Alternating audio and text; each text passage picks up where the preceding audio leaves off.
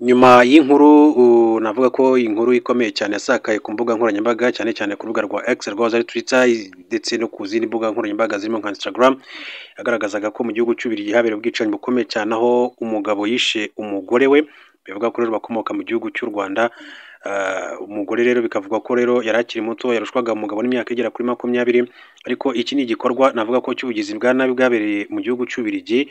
Hakaba rero abantu benshi barakomeje kugenda bagira icyo babivugaho ndetse na n'uyu munsi baracyakomeza kugenda batanga ibitekerezo. Hari uwagiye kuri Twitter yandika amagambo akomeye cyane, ariko abanyarwanda nabo bayasamiye hejuru ndetse baza no kumusubiza ibisubizo byinshi cyane. Ati abanyarwanda turimanye ubugome, ati umugabo yishe umugore we babanaga mu gihugu cy'Ububiligi. Hanyuma rero abantu benshi bakomeza kureba bagira icyo bavuga, ati yamuhoye iki, ati ntabwo mbizi.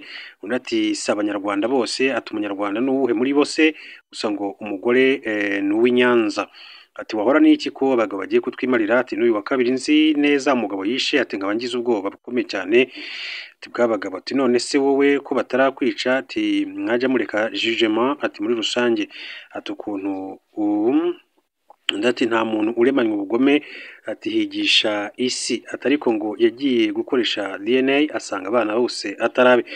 Ati gushyiramo nationality niko kabi, ati kuko ntaho baticana. Ati sosori cyambere twakamenya impamvu rero bimuteye, ariko no matter what impamvu iyo ari yo yose yatuma wica umuntu. Ati ntukageneralize mu buzima, ati kuko icyaha aba ari gatozi, icyaha ni gatozi ntabwo cyakwitirirwa abantu bose. Ati ko yamwishe ku giti cye none ukaba ubyegeka ku banyarwanda bose. Undi ati home violence ntaho itaba mu bihugu byose, abantu bagira ibyo bapfa, ati bakaba bakora amakosa yo kwamburana ubuzima gusa birababaje, abe bihangane bahuye n'isanganya pe, ati nta mukwe wabaye umwicanyi, ati bisi by'u Rwanda. Undi ati none se yamwishe kubera ko ari umunyarwanda. Undi ati ese ngo bapfuye iki, atapfa kuba ari uwe, ati namwe mumaze kunanirana kabisa, ati playing victim games gusa murinda shima reka mubone. Undi ati si twese ariko ubimenye, ati ni bya karande ibaze kwica umuntu mwabyaranye. Undi ati yahemutse cyane ni ukuri, ati none se wowe umaze kwica bangahe, ati niba uri umunyarwanda, ati yamuhoye iki, ati nawe azapfa. Akaba rero abantu batandukanye bakomeje kugenda bagira icyo bavuga kuri inkuru y'akababaro cyane yakomeje no kugenda igarukwaho n'ibitangazamakuru bitandukanye ndetse n'abantu batandukanye. Inkuru zandikwa kuri YouTube bagaragaza ko rero batewe agahinda n'urupfu rw'uyu mubyeyi wiciwe mu gihugu cy'Ububiligi. Hanyuma undi witwa Godfather kuri Instagram yagize ati muraho neza abanyamuryango, ati kandi bavandimwe, ati diaspora DRB Louvain mu gihugu cy'Ububiligi, ati ngari ndetse n'abanyarwanda muri rusange, ati tubabajwe no kumenyesha inkuru mbi y'umunyarwandakazi kandi akaba n'umunyamuryango wacu Umuhire Jeanne d'Arc witabye Imana yishwe n'umugabo we, bombi bakaba bari bahatuye Etienne. Ati umurambo wa nyakwigendera ukaba uri mu buruhukiro mu gihe tugitegereje amakuru arambuye turi bugezweho na polisi, turakomeza kandi tubagezeho. Ati twabasabaga rero kwihanganisha umuryango wa Jeanne d'Arc, ati gahunda zindi zikurikira ikiriyo n'ibindi bikorwa biteganyijwe turakomeza gukurikirana amakuru neza tukabamenyesha uko bihagaze. Twese nka diaspora Leuven ngari twihanganishije umuryango wa nyakwigendera, ati mukomeze kwihangana. Akaba rero ariko byakomeje kugenda bivugwa. Witwa Egide Karuranga rero bishoboke ko ashobora kuba ari we n'umuyobozi w'iyi diaspora yagiye abigarukaho muri rusange. Abantu batandukanye rero bakomeza kuba batanga ibitekerezo, ati aha akaga kabaho, ati my sincere condolences to her family, ati nihanganishije umuryango we, ati ko ugitegereje ibyo polisi iri butangaze, ibyo utangaje ubizute ko ari ukuri iyo uvuga ko bikekwa ko yaba yishwe n'umugabo we byari kugutwara iki. Ati mbabajwe cyane na my daughter Jeanne d'Arc ugiye kare pe, ati ibintu bibaho, ati so sad man mwakire rest in peace, ati naruhukire amahoro Jane DC, ati sigaho nyabu, ati nzira ntibwira umugenzi none ndati naho mwagiye atariko muransetsa iyo mwivugisha agahinda muri mwe, ati niba koko ari byo koko ari umugabo wamwishe muri mwe hari uwamukunze kuruta umugabo we, ati buri ibintu bibera mu ngo nta mayobora gusa, ati ubwabo bafite impamvu kandi ikomeye batumvikanagaho, ati ubuse musanze n'inshuti mu baturanyi n'abavandimwe bamwe muri mwe mwari muzi ikibazo gihari kuko ntawutwika inzu ngo ahishe umwotsi, ariko nk'iyo wanditse ngo yishwe n'umugabo we uba ufite gihamya, umugabo we aba yagutumiye se ngo ngwino urebe ngiye kwica umugore wanjye, mujye mureka rero gucira abantu imanza. Ese undi nawe yatanze igitekerezo ati sosade kuri famiye ya Kayihura, undi ati byagenze bite, ababona ati abandi rero nabo bagiye batanga ibitekerezo bitandukanye birimo n'ibijyanye n'ingengabitekerezo rero, cyane ko n'igihugu cy'Ububiligi rero ari kimwe mu bihugu birimo abanyarwanda benshi banakurikiranweho uruhare kugera muri jenoside yakorewe abatutsi muri Mata mwaka w'igihumbi kimwe magana cyenda mirongo cyenda na kane. Ni inkuru yanditswe n'ikinyamakuru Akadomo.com ku itariki ya mbere z'ukwezi kwa cumi na makumyabiri na kane, ati abazi neza Bwana Kayumba Nyamwasa basangiye nawe byeri bazamukubwira byinshi cyane, ati ku ruhande rumwe ngo ni umuntu usabana ndetse kandi yewe akanyuzamo agasengera, atari kuko gusabana kukaba gufite ibindi bintu bikuri inyuma, ati ni inkuru itari imbarirano, atuzabaze abari kumwe nawe i Rubavu mu myaka ya za 90 mu gihe cy'abacengezi ubwo bateraga Iwawa bazakubwira byinshi, ati bazakubwira ko ari umuntu uzi kwiyegereza abantu mu nyungu ze bwite, ati gusa ibyo ashaka iyo bitagezweho muba mubyaranye abo ngabo. Ni umugabo wabaye mu ngabo z'u Rwanda wagize uruhare mu rugamba rwo kubohora igihugu, ariko umutima we ntiwigeze uba hamwe kuva kera na kare, ati no muri icyo gihe cyo kurwanya abashakaga guhungabanya umutekano Iwawa aburiye ubwato mu Kivu barasaba abacengezi, bazakubwira ko barafite umuyobozi ubasuzugura wishyira hejuru wumva ko akwiriye kuba afite ubundi buyobozi bwo hejuru kurusha ibyo, ati byaramukurikiye umunsi ku munsi, ati uko intego ze atazigeraho akarushaho kuba umurakare, ati muzabazi ibyabaye mu ntangiriro za 2000 ubwo Perezida Paul Kagame yagabanyaga ibikingi byari byarikubiwe n'abakomeye. Icyo gihe Kagame yashyizeho komisiyo yo kugenzura icyo kibazo y'abasirikare bakuru yari iyobowe na General Fred Bingira. Hafashwe umwanzuro ko ubutaka abantu bari barigwijeho babusaranganya n'abandi abari babufite nibura bagasigara na hegitari zigera kuri 5 izindi zikegurirwa abaturage, kuko ibyo bikingi rero byari bifitwe n'abantu bafite intugu ziremereye cyane ntabwo babyishimiye na gato. Kayumba ni umwe mu bivumbuye ako kanya uwo mwanzuro arawunenga, maze afata inka ze zose azinyanyagiza mu baturage na za hegitari 5 arazireka. Isura Bwana Kayumba Nyamwasa tubona aturi kwihuza na FDLR yarwanyaga si ya none, ni umujinya w'igihe kirekire n'umutima mutindi wo kwikuza bimaze igihe. Ati kuva yakwerekeza y'ubuhunzi avuye kuba ambasaderi mu Buhinde ntiyahwemye guhuza imbaraga n'abashaka kugira nabo u Rwanda, gusa inshuro zose yabigerageje yabaye akawa mwana w'intumva, imigambi ye irapfuba bigera naho noneho nawe asongwa asamba. Mu minsi mike yatishize nibwo hasakaye inkuru y'urugendo rwe i Kinshasa mu mugambi wo kwiyunga kuri FDLR wateguwe neza na Felix Tshisekedi, herutse kwiyemeza ko azashyigikira uwo ari we wese wagerageza gukuraho ubuyobozi bw'u Rwanda.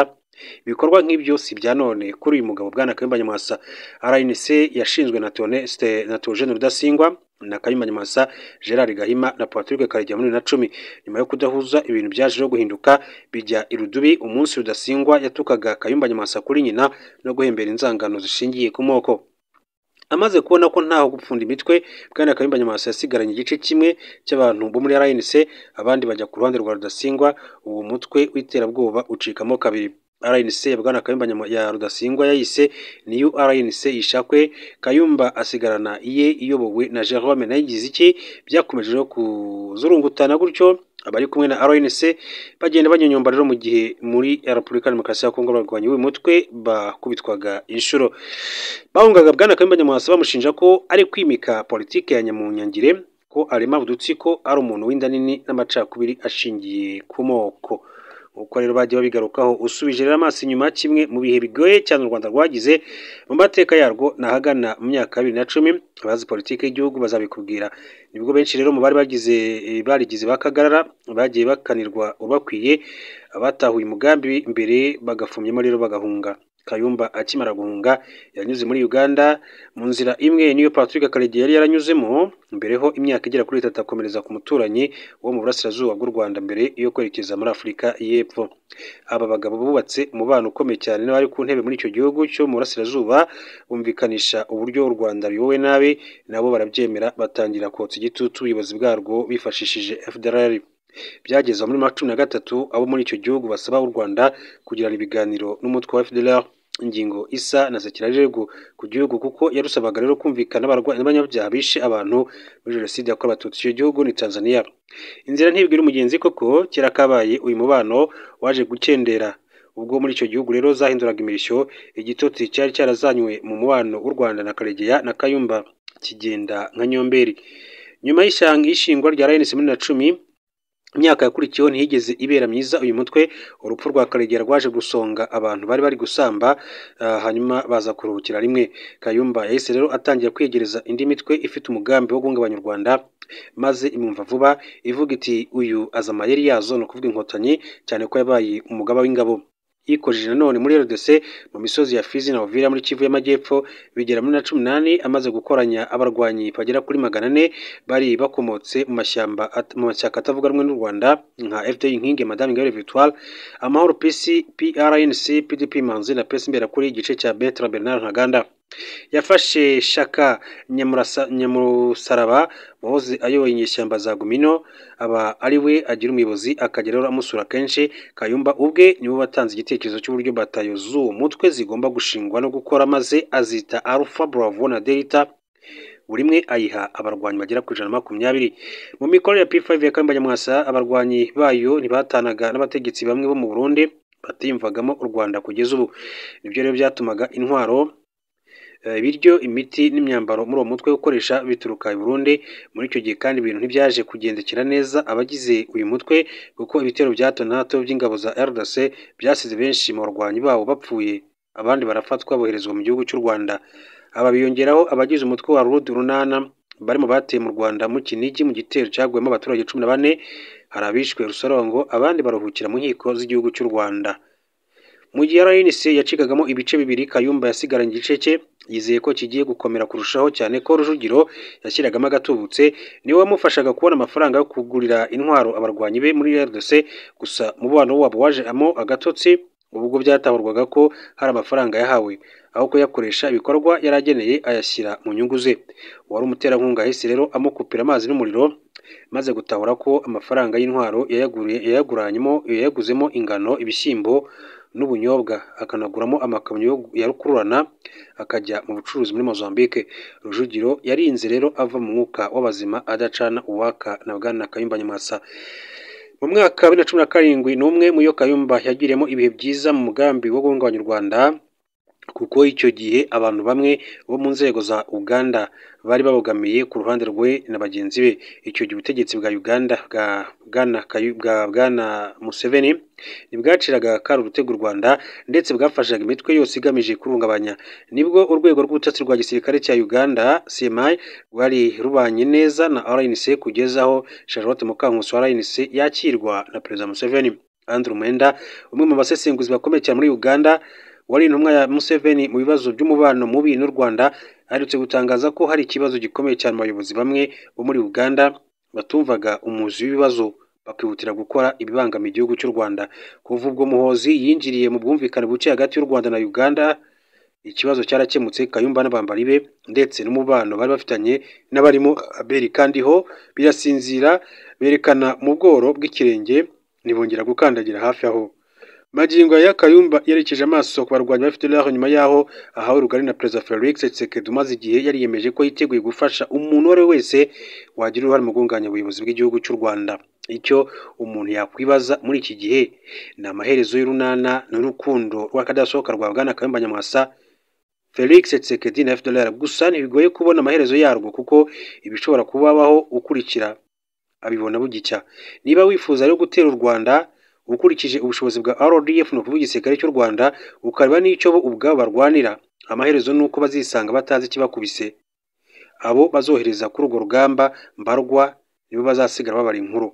FDLR na Felix Tshisekedi ni abahamya bo kuburira Kayumba Nyamwasa, kuko bamaze igihe cyane muri urugamba, ariko bakarukuramo imbwa yiruka umunsi ku wundi. Icyo kwibaza nicyo babona kuri Kayumba Nyamwasa, umujenerali wabaye incike udafite ingabo kugeza amagingo aya ngaya.